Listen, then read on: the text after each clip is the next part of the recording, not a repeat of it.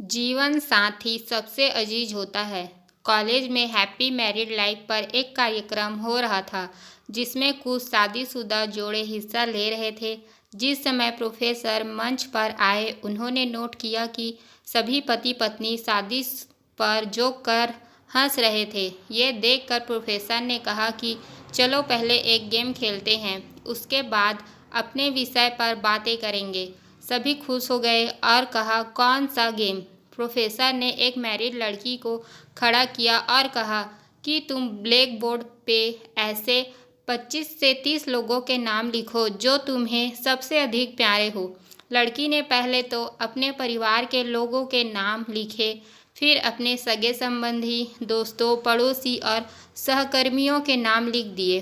अब प्रोफेसर ने उसमें से कोई भी कम पसंद वाले 5 नाम मिटाने को कहा। लड़की ने अपने सहकर्मियों के नाम मिटा दिए।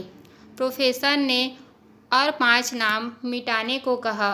लड़की ने थोड़ा सोचकर अपने पड़ोसियों के नाम मिटा दिए। अब प्रोफेसर ने और 10 नाम मिटाने को कहा। लड़की ने अपने सगे संबंधी और दोस्तों के नाम मिटा दिए। अब बोर्ड पर सिर्फ 4 नाम बचे थे, जो उसके मम्मी पापा, पति और बच्चे का नाम था। अब प्रोफेसर ने कहा, इसमें से कोई 2 नाम मिटा दो। लड़की अजमज में पड़ गई। बहुत सोचने के बाद, बहुत दुखी होते हुए उसने अपने मम्मी पापा का नाम मिटा दिया। सभी लोग स्तब्ध होकर शांत थे, क्योंकि वो जानते थे कि ये गेम सिर्फ वो लड़की ही नहीं खेल रही थी, उनके दिमाग में भी यही सब चल रहा था। अब सिर्फ 2 ही नाम बचे थे, पति और बेटे का। प्रोफेसर ने कहा, और एक नाम मिटा दो। लड़की अब सहमी सी रह गई।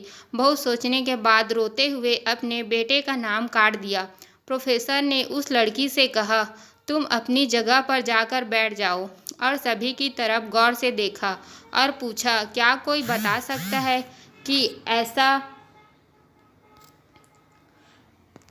ऐसा क्यों हुआ कि सिर्फ पति का ही नाम बोर्ड पर रह गया? कोई जवाब नहीं दे पाया। सभी मुंह लटकाकर बैठे थे। प्रोफेसर ने फिर उस लड़की को खड़ा किया और कहा, ऐसा क्यों?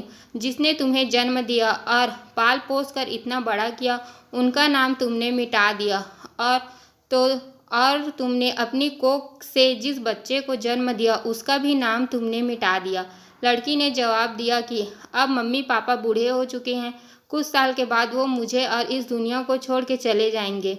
मेरा बेटा जब बड़ा हो जाएगा तो ज़रूरी नहीं कि वो शादी के बाद मेरे साथ ही रहे, लेकिन मेरे पति जब तक मेरी जान में जान है, तब तक मेरा आधा शरीर बन के मेरा साथ निभाएंगे। इसलिए मेरे लिए सबसे अजीज मेरे पति हैं।